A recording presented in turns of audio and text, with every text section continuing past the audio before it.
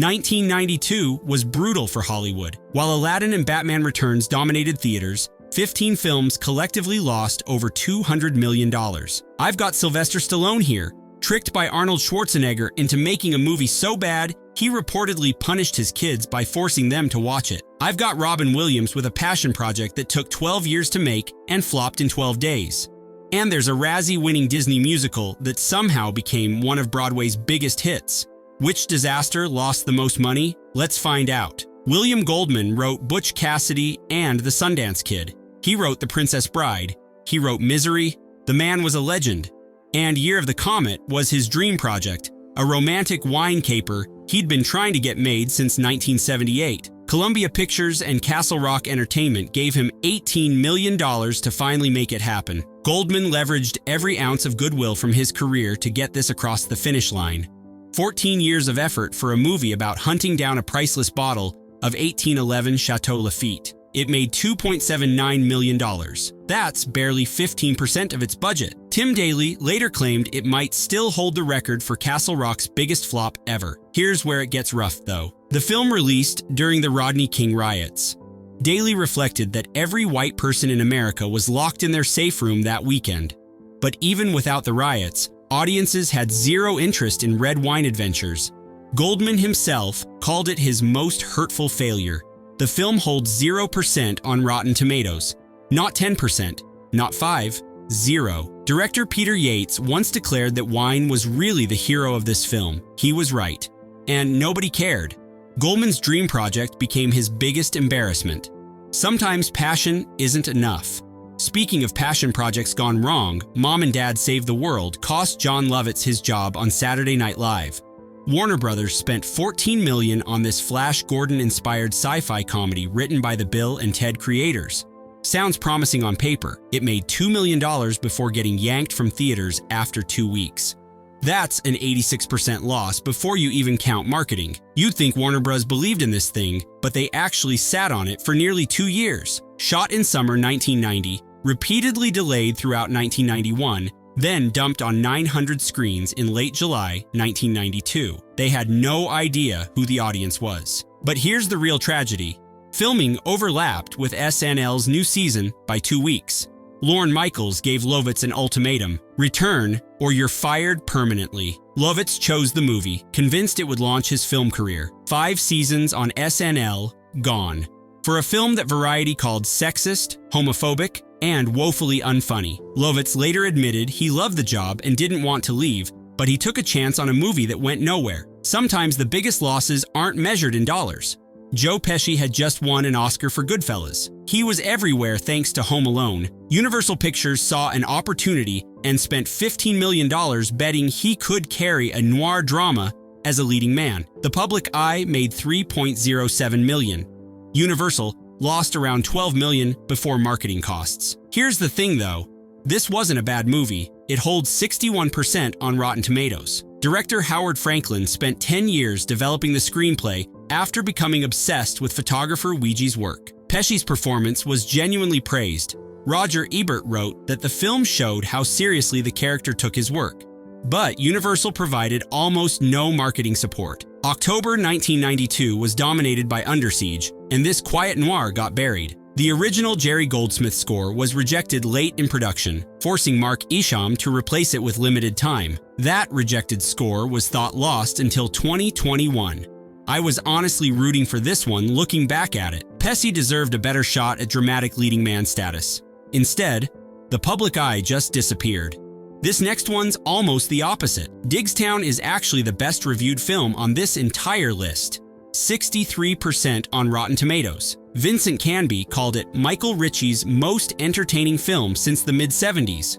James Woods and Louis Gossett Jr. delivered. MGM spent $17 million making it. It earned $4.84 million.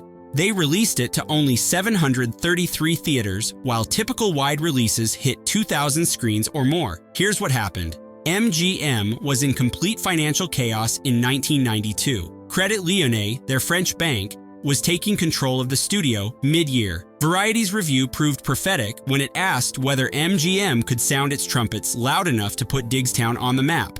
They couldn't. They didn't even try. The title didn't help. The ad campaign was weak. August 1992 belonged to Unforgiven, which opened with 11 million. Diggstown never had a chance. Den of Geek later named it one of the top 25 underrated movies of 1992, but by then, nobody was watching. Good movies need good studios. MGM wasn't one in 1992. Emilio Estevez, Mick Jagger, Anthony Hopkins, Rene Russo. $30 million budget for a cyberpunk thriller based on a respected sci-fi novel. Freejack should have worked. It made $17 million domestically. After marketing, Warner Brothers and Morgan Creek were staring at significant losses. You'd think with that cast, they'd have something special. But the test screening was so disastrous that producer Ronald Shusett ordered roughly 40% of the movie reshot. Estevez publicly blamed director Jeff Murphy for focusing too much on action in his original cut. And here's a wild detail. Mick Jagger was offered the villain role just 1 week before shooting began. He later admitted that if he'd had 6 months to think about it, he probably would have turned it down. Anthony Hopkins went on David Letterman and called it a terrible film. That's your own cast member trashing it on national television. The one good thing to come out of this disaster? Rene Russo met her future husband, co-writer Dan Gilroy, on set. He later directed Nightcrawler, so at least something worked out. Rodney Dangerfield was a comedy legend. Paramount Pictures gave him $20 million to star in a family sports comedy about coaching a girls' soccer team. You'd think combining his audience with the family market was smart. Ladybugs made $14.8 million. At least a $5 million loss before marketing, and that's being generous. Here's an interesting piece of trivia. Both Jonathan Brandis and Leonardo DiCaprio auditioned for the cross-dressing role. DiCaprio was rejected because he looked too convincing in drag, which they felt undermined the joke. Imagine turning down Leonardo DiCaprio. The real problem was positioning. Paramount couldn't figure out how to market a movie where Rodney Dangerfield, known for adult comedy, stars in a kids' film with cross-dressing humor. The title clashed with his image. Critics called it an unfunny. Audiences who showed up actually liked it, giving it an A- cinema score, but not enough people showed up. Many believe this box office disappointment ended Dangerfield's run as a leading man. He never got another major starring role. Dustin Hoffman came off an Oscar win for Rain Man. Columbia Pictures gave him $42 million to make Hero, a screwball comedy about a cynical man who accidentally saves plane crash survivors. For context, that's an absurd budget for a comedy. $42 million in 1992. The film made $19.5 million domestically. Columbia lost somewhere between $22 and $26 million. Here's the thing though, critics actually liked it. 67% on Rotten Tomatoes.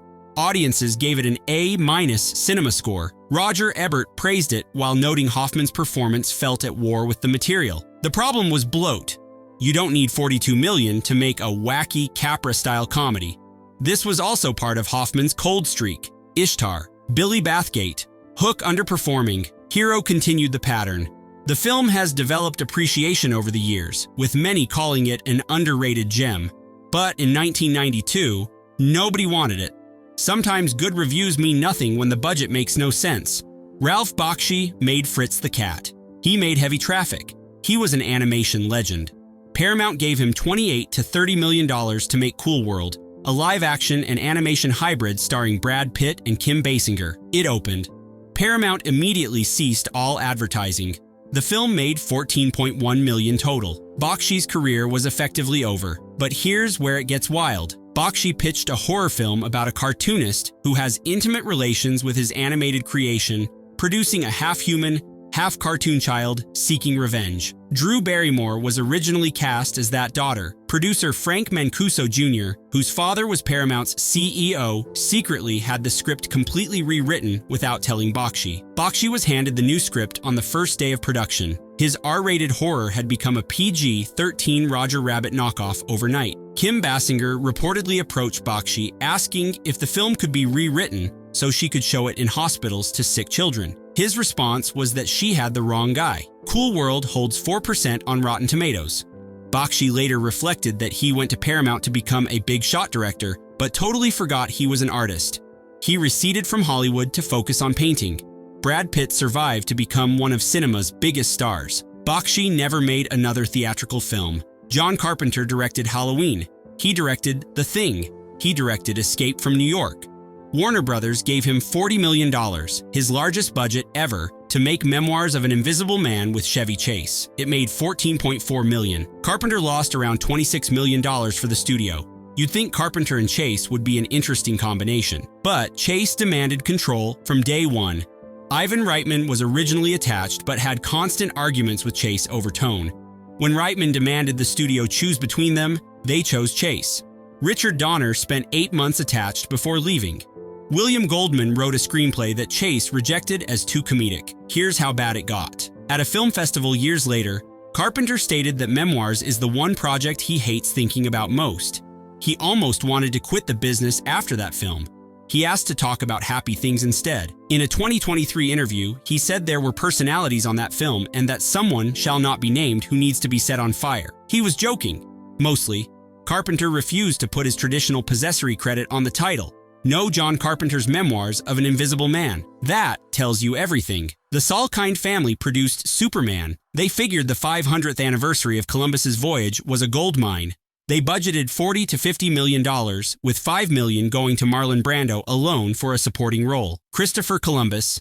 The Discovery made $8.3 million. It holds 7% on Rotten Tomatoes.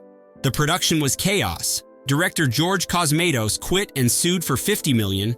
Timothy Dalton, originally cast as Columbus, filed a $25 million lawsuit after being replaced without notice. Brando demanded his money up front and tried to have his name removed from credits. At one point, the hotel literally confiscated film reels, holding them hostage in a refrigerator until bills were paid. Tom Selleck won the Razzie for Worst Supporting Actor, playing King Ferdinand. The film earned 6 Razzie nominations total. Alexander Salkind declared afterward that he knew he'd never make movies again. He didn't. He passed in 1997. In 1994, his son Ilya sued him for $10 million. Some productions are cursed from the start, but that wasn't the only Columbus disaster. Ridley Scott, fresh off Thelma and Louise, spent $47 million on 1492, Conquest of Paradise with Gérard Depardieu. It opened at number 7, charted for only 2 weeks domestically, made $7.19 million in America. International audiences were kinder, bringing in $52 million overseas, but total losses still exceeded $30 million. Here's the thing about Ridley Scott, though. He still defends this movie. In 2021, he called it one of his favorite films and blamed American audiences for not understanding it. He pointed out it made $57 million in Europe, where people apparently have better taste. Scott is currently trying to restore 1492 as a 4-hour cut for streaming. He even suggested redubbing Depardieu with Kenneth Branagh's voice. The Vangelis score became iconic despite the film's failure. It was used as campaign music by the Portuguese Socialist Party in the Russian presidential election and as a boxer's entrance theme. Sometimes the soundtrack outlives the movie. Michael Douglas and Melanie Griffith starred in Shining Through, a World War II romance that cost $30 million. It won Worst Picture at the Razzies.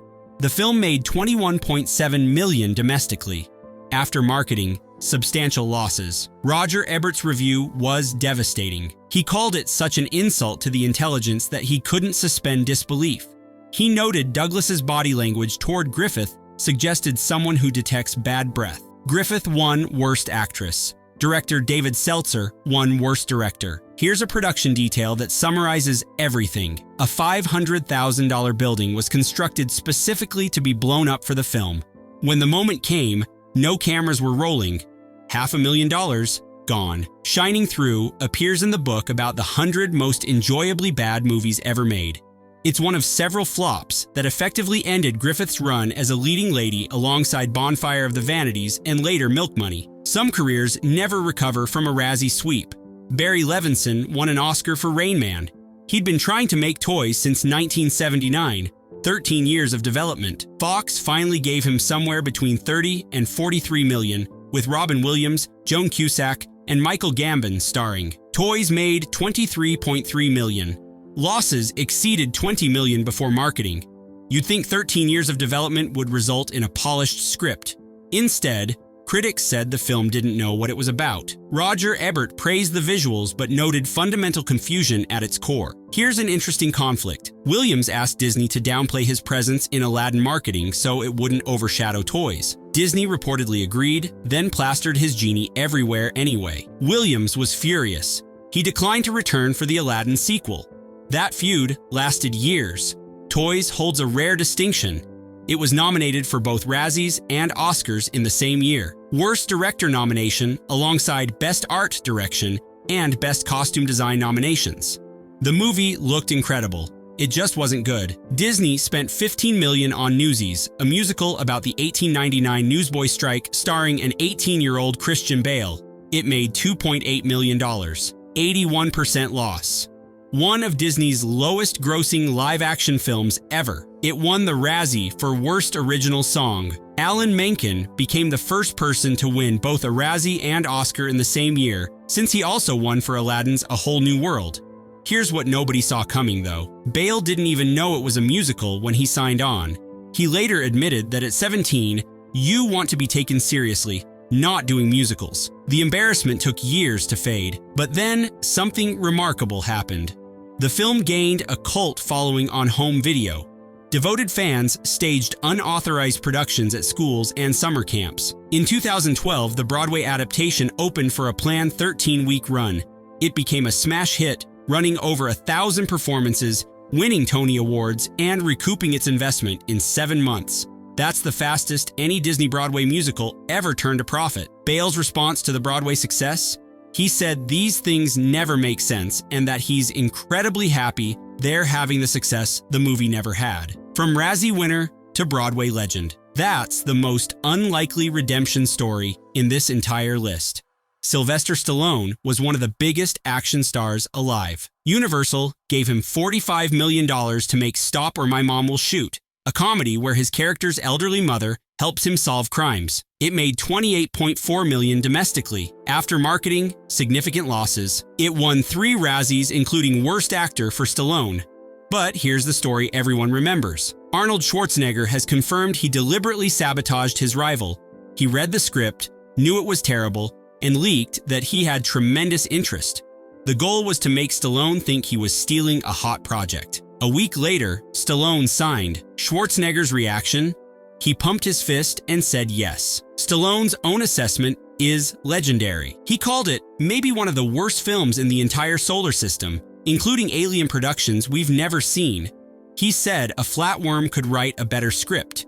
He claimed running it weekly on government television in China lowered the birth rate to 0. Gene Siskel gave it 0 stars. Estelle Getty won Worst Supporting Actress despite being universally beloved as Sophia on Golden Girls. The film was parodied on The Simpsons. Stallone reportedly punished his kids by forcing them to watch it. Sometimes the worst disasters make the best stories. 1992 taught Hollywood lessons it keeps forgetting. Development hell destroys relevance. Toys took 13 years and arrived outdated. Year of the Comet waited 14 years for audiences who never existed. Anniversary films are dangerous. Both Columbus movies flopped because the 500th anniversary had become controversial. Star power has limits. Robin Williams, Dustin Hoffman, Stallone, Chevy Chase, Michael Douglas. None of them could save fundamentally broken projects. But the strangest lesson came from Newsies. The Razzie-winning, Christian Bale embarrassing, 81% loss became one of Broadway's most beloved shows. Timing matters, medium matters, and sometimes failure is just the first draft.